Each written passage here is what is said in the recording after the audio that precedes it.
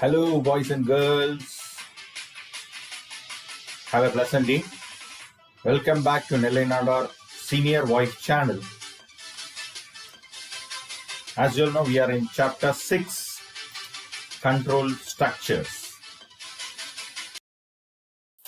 So in my last video, I started nested if, elif, else statement, right, with the syntax, and then the flowchart. And I explained if, elif, else statement is similar to nested if statement, which you have learned in C++, right?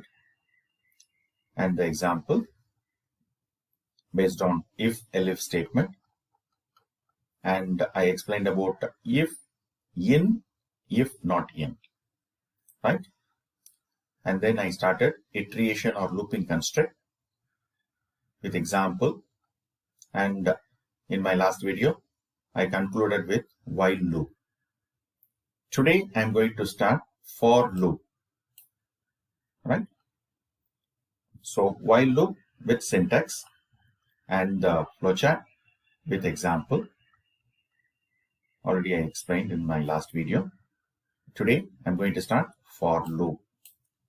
For loop is the most comfortable loop, which you already learned in C++, right? It is also an entry check loop. There are two types of loop: entry check loop, exit check loop. Okay, entry check loop, that means when the control enters inside the loop, it will check. Before going inside the loop, it will check whether the condition is true or false. Exit check loop, do while, which you learned in C++, right? So before coming out of the loop, it will check for the condition. Okay, so in Python, we don't have exit check loop. Only we have while and for. The condition is checked in the beginning and the body of the loop is executed if it is only true. Otherwise, the loop is not executed. That means this is control variable. This control variable will be checked whether it is true or false, right, with the sequence. Here, it is slightly different from C++. I will explain, right? If this is true, it will go to statement 1 inside the block. Okay, after executing this, here you see there is a statement called else, right? After executing this, it will display whatever you had given after else statement. This is optional. This is optional, right? That means if you want to give, you can give, otherwise you can omit it, right? The control, that is a counter variable or control variable, both are same.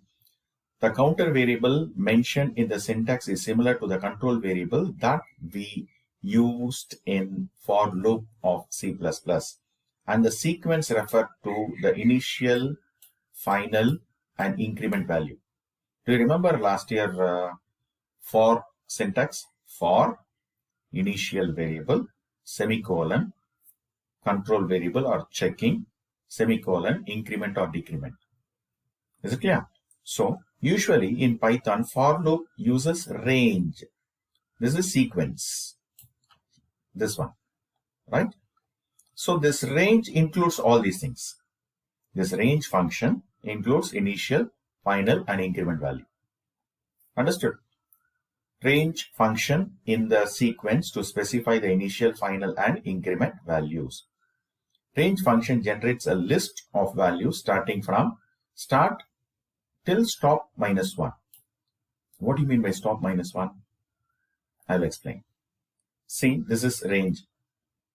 Range, start value, suppose you are giving 1. Stop value, suppose you are giving 5.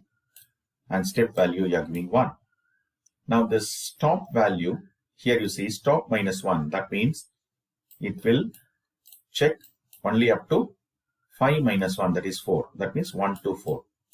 So it will print 1, 2, 3, 4, not 5. Because it starts from 0. When it starts from 0, you see 0, 1, 2, 3, 4. Is it clear? Understood?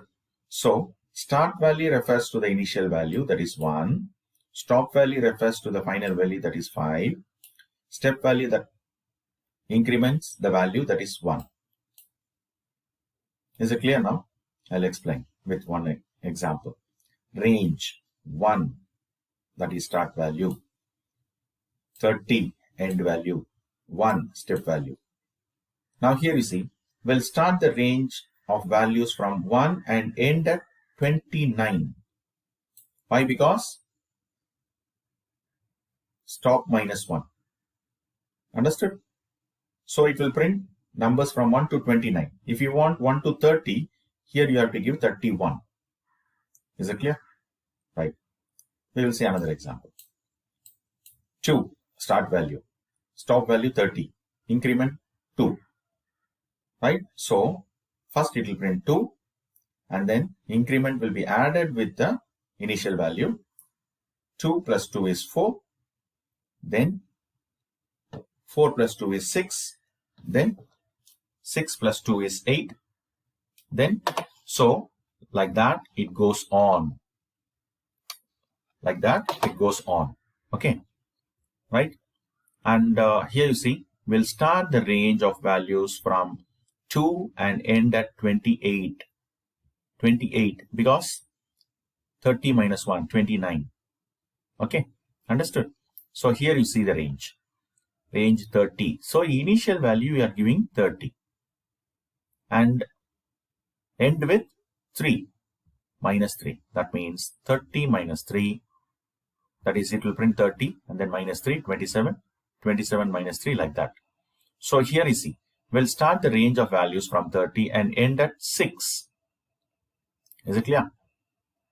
Because end value minus 1, that is 3 will not be printed.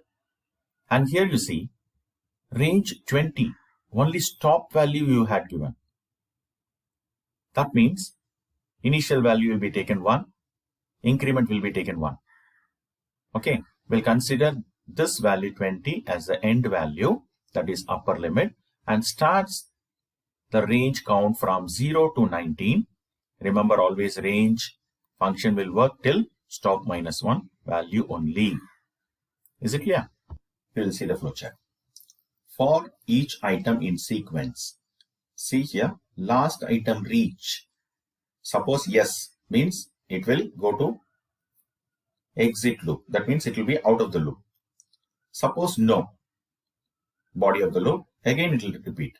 So this will continue until it reaches the end of the loop. Right? We will see one program here. Program to illustrate the use of for loop to print single digit even number. For I in range 2, start value is 2, end value is 10, increment is 2. So first it will print 2, right? Then 2 plus 2, 4. 4 will be compared with the final value, whether it is lesser or greater. Greater means it will come out. Lesser means once again it will go inside the loop and it will print 4. Then 4 plus 2, 6. 6 will be compared with 10, whether it is lesser or greater.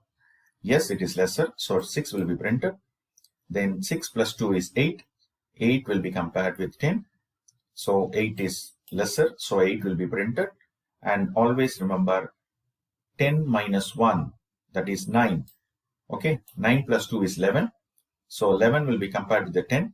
It is 11 is greater than 10, so it will stop the loop. Understood? Right? This end is equal to space y you have to give. Here it will leave space in between two output. Otherwise it will print continuously 2, 4, 6, 8 like this without space. Is it clear? Okay, the same program they explained here. Slight difference, they used else statement. Okay, so it will display the output. After displaying, the control will come out and it will print else statement, whatever you had given, end of the loop, it will display. It is not necessary actually. If you want, you can give. Is it clear? And see the indentation for, and see the print is intended inside for. That means this is a loop. That means print will perform inside for. And here you see else is given exactly the same line. That means this is outside the loop. This is called indentation, right? In Python, indentation is important in loop and other control statements. Indentation only creates block. Okay, it creates a blocks and sub-blocks, like how we create blocks within a set of curly brackets in languages like C and C++, etc. Now we understood the importance of indentation, right? Here is another program which illustrates the use of range function to find the sum of numbers 1 to 100. N is equal to 100. So you initialize n is equal to 100. Sum is equal to 0.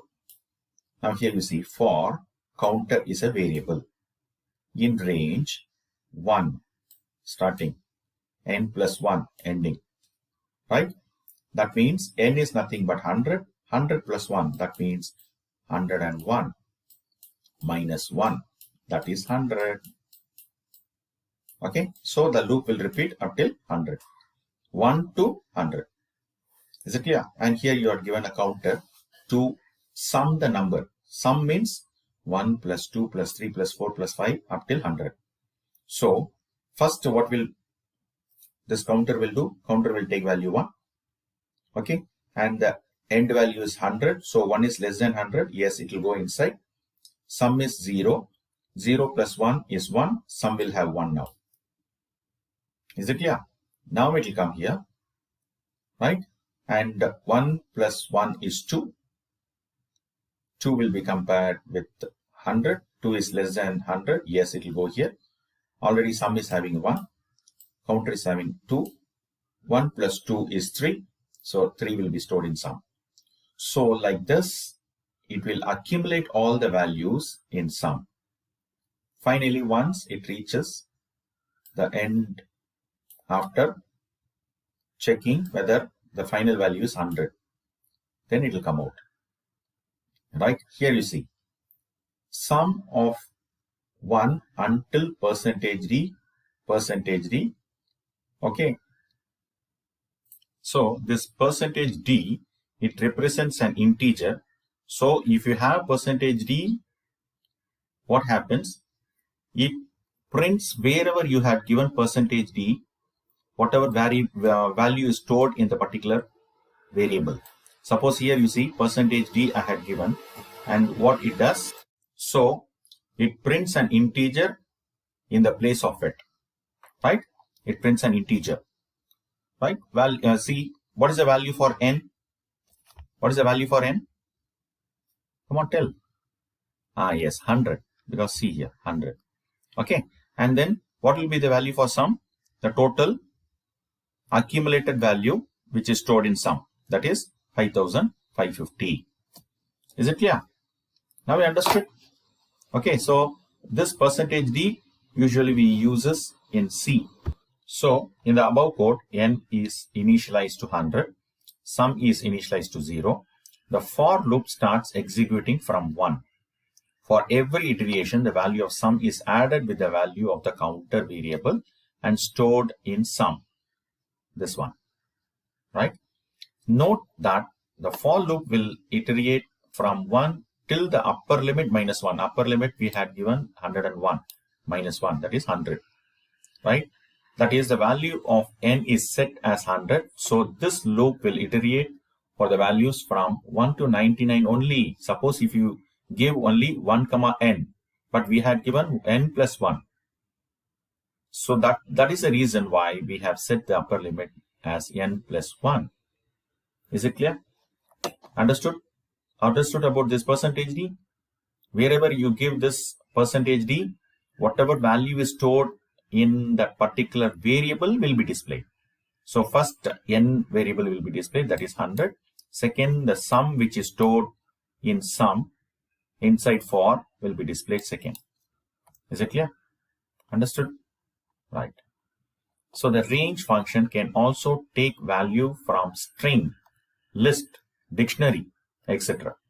Not only numbers, even strings can be used along with range, which will be dealt in the later chapters. And here you see, we will see one example program to illustrate the use of string in range of for loop. See here, for word is a variable, in computer is a sequence. Right here you see, print word, word is a variable, comma end, and you are giving space here. Okay, so see the output. First C will be printed, space, okay, it go back, and then it will print O, and then it will leave space, then it will go back, it will take a word, will take M will be printed, again space, then P space, U space, T space, E space, R space. So after printing this, the control will come to else statement and it will display end of the loop. This /n, you know, next line. If you are not giving this /n, it will print here itself. Is it clear? Right? Now nested loop structure. You know, nested if you already learned, right? Nested loop means loop inside another loop. Right? A loop placed within another loop is called as nested loop structure. One can place a while within another while within another while, for within another for. Now here you see, for within while within for. Understood? To construct such nested loops. Right? We will see one example. This is printing a pattern. Right? Now I is equal to 1. You initialize I is 1. That means you fixed I is 1.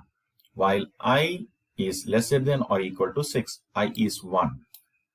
Okay, now it will go inside this loop. Condition is true, right? It will go inside. For j in range 1, I.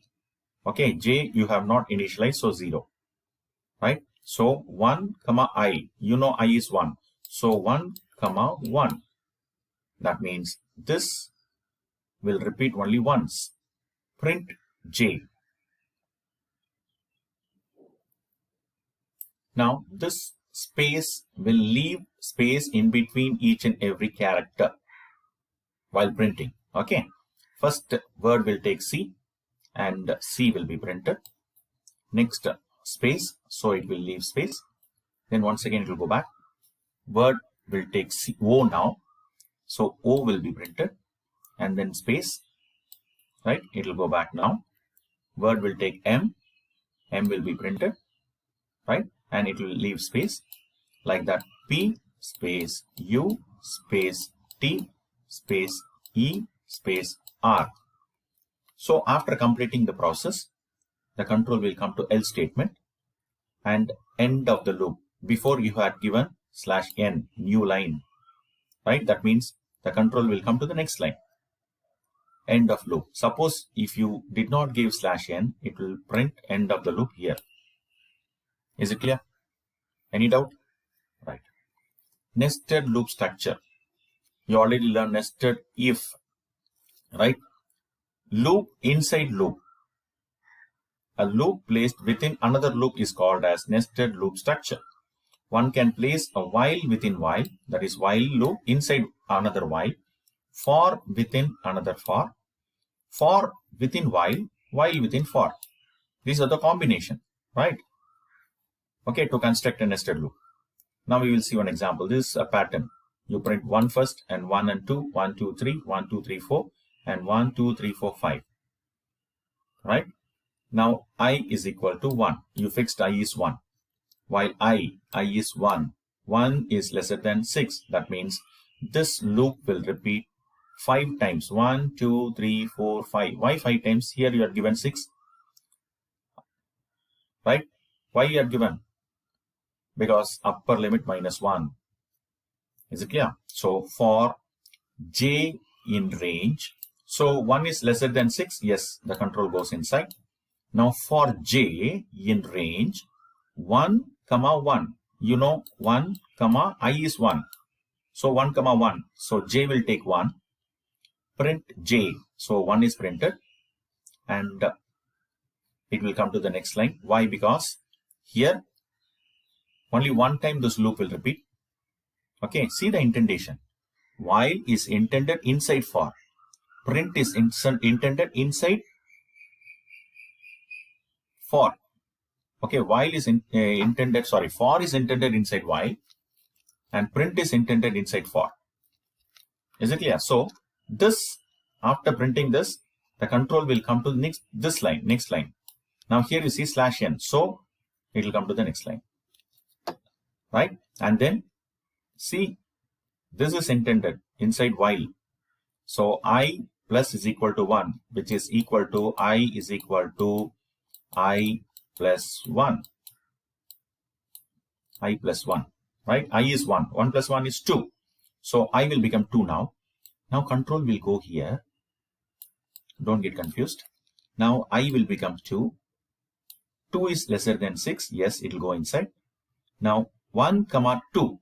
So this loop will repeat 2 times. So first I will take 1. J will take 1. 1 will be printed. And then next time, see the /t is nothing but tab. It will leave space, 5 space, right? So this tab will leave 5 space in between 2 numbers, right? After leaving space, it will print 2. Okay, after 2, because this loop will repeat only 2 times, like 1 and 2, right? After that, it will come to the next line. What is there in next line? /n. Okay, so /n will take you to the next line. Okay, now I plus 1. I plus 1. Now 2 plus 1 is 3. Here 3 is lesser than 6. Yes, it will go inside. Now this loop will repeat 3 times. 1, 2, and 3. That's why you can see here 1, 2, and 3. Right? After printing this, it will come to the next line. That is after leaving. See, each and every number, it will leave tab, 5 space. Okay, and then it will come to the next line, /n. So control will come to the next line. Now I, 3. 3 plus 1 is 4. Right? Now 4 it will be compared with 6. 4 is lesser than 6. Yes, it will go inside. Now 1 comma 4. So 4 times this loop will repeat. Okay, see here 1, 2, 3, 4. Right? After printing this, /n, it will come to the next line. Right? I plus 1, 4 plus 1 is 5. Now 5 is lesser than 6. Yes. And 5 is equal to, see, 6 minus 1 I told you, right? 5 is equal to 5. Yes, it will go inside. 1 comma 5. So 5 times this loop will repeat. So it will print 1 space 2 space 3 space 4 space 5. Now 5 plus 1 is 6. Right? And 6. Here 5. Remember 6 minus 1. So 6 is equal to 5? No. So false. So it will stop the loop. So it will generate this pattern. Have you understood? Everyone? See the output? Is it clear? So today I covered for loop and nested loop. Okay, children, go through the chapter, very important chapter. Still, if you have any doubts, you can ask me. Take care. See you. Bye.